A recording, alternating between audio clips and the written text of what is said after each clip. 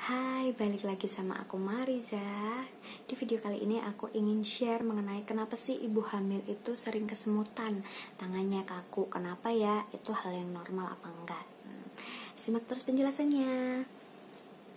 Nah, biasanya ibu hamil itu akan mengalami kekakuan pada tangan ya, kayak kesemutan gitu, kebas ya. Itu namanya adalah carpal tunnel syndrome atau disingkat dengan CTS. Jadi CTS itu adalah suatu gangguan pada tangan ya, yang disebabkan karena tertekannya saraf medial yang melewati pergelangan tangan. Jadi sebelah sini nih. Nah, kenapa sih hal ini tuh bisa terjadi gitu ya? Karena kalau pada ibu hamil kan terjadi peningkatan berat badan nih. Nah, itu bisa menyebabkan kekakuan pada tangan. Dan ibu hamil juga mengalami berbagai macam perubahan hormonal ya, sehingga tubuh mengkompensasi itu dengan berbagai macam hal. Gejala dari carpal tunnel syndrome ini adalah rasa kebas. Jadi biasanya itu dirasakan di pagi hari ya, kayak pengalaman beberapa minggu yang lalu aku mengalami kekakuan tangan di sebelah kanan aku ya, di bagian jempol. Kemudian 2-3 minggu yang lalu itu tangan kirinya juga di jari tengah dan jari manis kayak gitu, rasanya kaku, nggak bisa digerakin kayak gitu. Sebenarnya gejala ini adalah gejala yang normal ya, maksudnya pada ibu hamil kan memang terjadi peningkatan berat badan kayak gitu. Gejala ini akan menghilang kalau setelah persalinan atau 1 tahun setelah persalinan.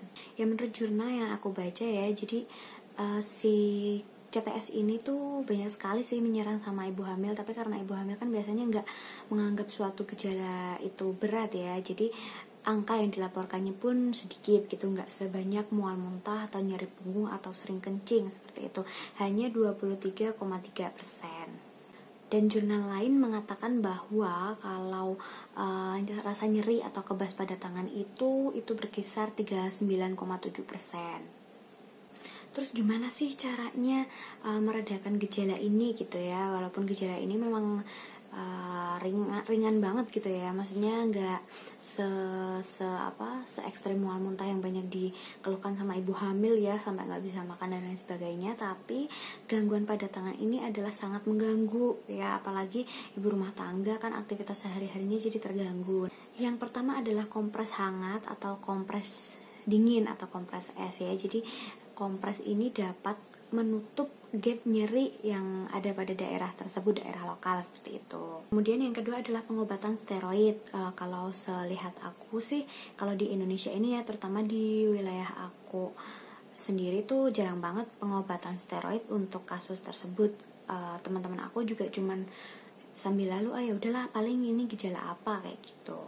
Ada beberapa kasus tertentu itu dilakukan tindakan bedah untuk memperbesar atau meningkatkan volume dari saraf tersebut sehingga gejalanya itu dapat berkurang. Kemudian yang paling gampang dilakukan ya, itu adalah peregangan otot.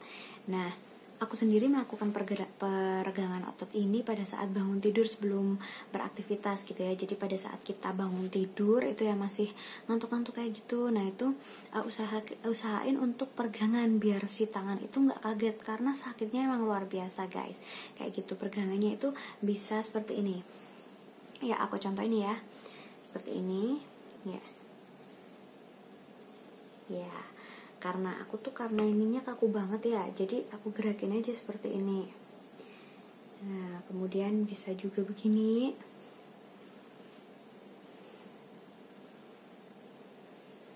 Ya, pokoknya stretching kayak gitulah. Nah, ibu aku sih pas itu nggak hamil ya, tapi karena sudah lansia dan mengalami kekakuan otot ini di bagian tangan, beliau setiap pagi juga melakukan senam peregangan tangan. Kalau yang ibu aku lakukan itu seperti ini.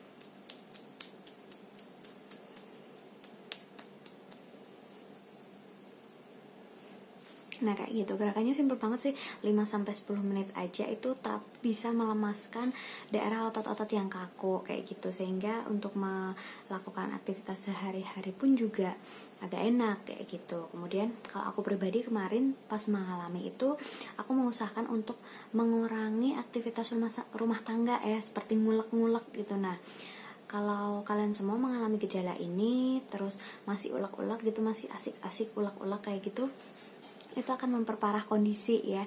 Jadi kalau menurut aku sih dikurangin aja gitu loh, misalnya pakai blender atau pakai Mini Cooper atau bagaimana kayak gitu. Ya, sekian video dari aku, semoga bermanfaat. Jangan lupa like, share, and comment.